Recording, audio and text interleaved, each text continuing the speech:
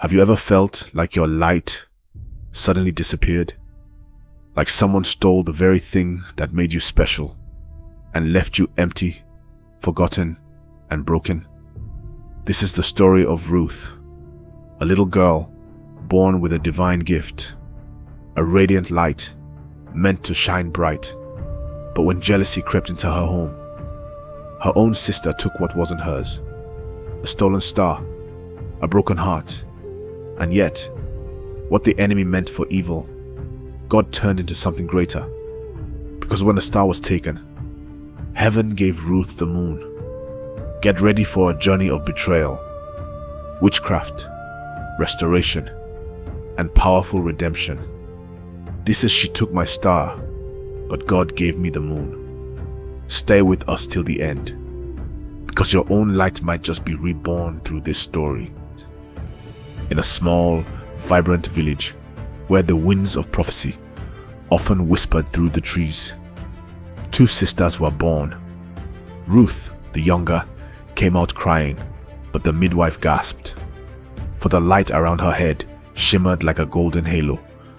Adaeze, the elder, watched as her baby sister was called the Chosen One. Her name was spoken in the highest temples, her blessings prophesied by elders who claimed they'd seen the future through her eyes. The village felt Ruth's presence like a calm breeze, soothing yet powerful. Adaeze, the elder, had always been a little more fiery, a bit more determined, a bit more ambitious. But no one saw her, no one heard her prayers, no one praised her wisdom. And with each passing year, her bitterness grew, hiding behind her smile. As children, Ruth would speak dreams that came true. Her prayers brought healing. Favor followed her like a shadow. But Adaeze was always overlooked. Even as they played by the river, Ruth would lift her hands to the sky, and clouds would part. Adaeze would try, but no miracle would come. And what the world overlooks, the devil often recruits. She watched, she smiled, but deep in her heart, she made a vow. If they won't see me, I'll make them. If glory won't choose me, I'll steal it. When envy matures, it becomes desperation, and desperation seeks power. Adaeze had heard rumors about Mama Udu, the woman who helps destinies shift hands. For a price, Mama Udu had the power to bend fate, to steal glory from one and give it to another. Her methods were dark, but those desperate enough to believe in them were drawn to her like moths to a flame. Ruth's light had grown so bright, and Adaeze's shadow was growing heavier with every passing year. She stood at a crossroads, unsure, fearful, but overcome by the aching desire to be seen. One moonless night, she journeyed through the woods alone, until she reached Mama Udu's dwelling, nestled deep in the heart of the forest. The door creaked open. There in the dim light stood the old woman, eyes glistening. Her offer was simple. Your sister's star will dim. Your star will rise. But nothing is free in this world, Adaeze. The price will be your soul. Her voice was honeyed, sweet, but the words held a weight that made Adaeze's heart race. She didn't care. She just wanted to be the one with the power. So the pact was made. Ruth's dreams began to fade. Her joy, her favor, her glow, gone like smoke in the wind. One rose, one fell, and yet, heaven watched in silence.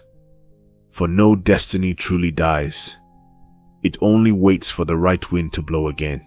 There is no pain like losing favor you never asked for, blessings you were born with, and peace that used to feel so natural.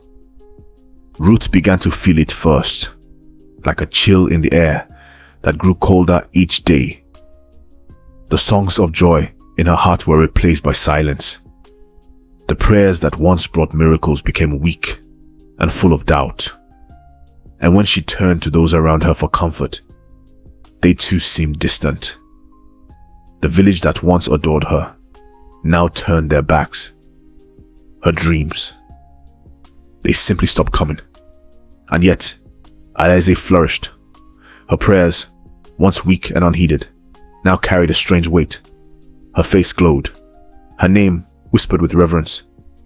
People came from far and wide to hear her speak. Ruth felt the emptiness grow. The sharp pain of betrayal began to cut deep. Her family didn't understand. "Why do you weep, Ruth?" they would say. "Your name is still spoken with love." But Ruth knew. She knew she was being forsaken for a reason. And in the depths of her despair, she sought God. She searched the scriptures, desperate for answers. But nothing seemed to fill the hollow in her heart. Then, one night, as she lay in her bed, restless, tormented by strange dreams, a figure of light appeared before her. It was an angel, radiant and powerful, with eyes like burning fire. "Do not cry, Ruth," the angel said in a voice like thunder. "Your glory was taken, but it was not destroyed. The hand of God will restore you at the appointed time." Ruth was shaken, but hope flickered in her soul. The angel's words were clear, but there was a weight to them, something she would have to do before she could receive her restoration. "I will not die like this," Ruth whispered. Her tears began to dry as a new fire ignited in her heart. If God had said he would restore her, then she would believe it. And she would fight on her knees. When a stolen crown sits too long on a foreign head, the weight begins to press. Adaeze's rise was swift, but with it came an unsettling heaviness. At first, she reveled in the attention, in the power she now held. She wore her newfound authority like a queen. But soon, strange things began to happen. Her health deteriorated. Her once perfect appearance began to fade. Nightmares plagued her sleep. She felt haunted, and the people who once sang her praises began to notice. There are whispers. "Is Adaeze all right? She doesn't look well. She doesn't speak with the same authority anymore." Adaeze could feel the walls closing in on her. The power that had once filled her with purpose was now draining her. She felt empty, as though the life was being sucked out of her. It was then that she knew she had made a terrible mistake. The glory she had stolen was not meant for her. It was Ruth's, and the price of taking it had been her peace, her health, and her spirit. In desperation, Adaeze sought the one woman she thought could still help, Mama Odu. But when she arrived at the old woman's hut, the door was gone. The house had been reduced to ashes. There was no one to turn to. The devil had taken his due, and now Adaeze was left to pay the price. And in the depths of her torment, she finally understood what Ruth had known all along. No glory stolen can ever truly satisfy. No power taken can ever bring peace. The day appointed by heaven is never announced by men. It comes like a flood. Quietly, then suddenly. Ruth had spent months in prayer and fasting. Her spirit had been renewed. She felt strong again, as though a weight had been lifted from her soul. The faint glow that had once surrounded her was returning, brighter than before. And then, the day came. A great assembly was held in the village. The church had filled to capacity, as it always did for major events. Ruth stood at the back of the crowd, unnoticed. Adaeze was at the front, her usual place of prominence. She was preparing to speak, but as she opened her mouth, a strange silence fell. The words wouldn't come. Her voice cracked. Her face turned pale. Her hands began to shake. And then it happened. A voice, not her own, began to speak through Ruth. It was a calm, but powerful voice, a voice that carried the authority of heaven itself.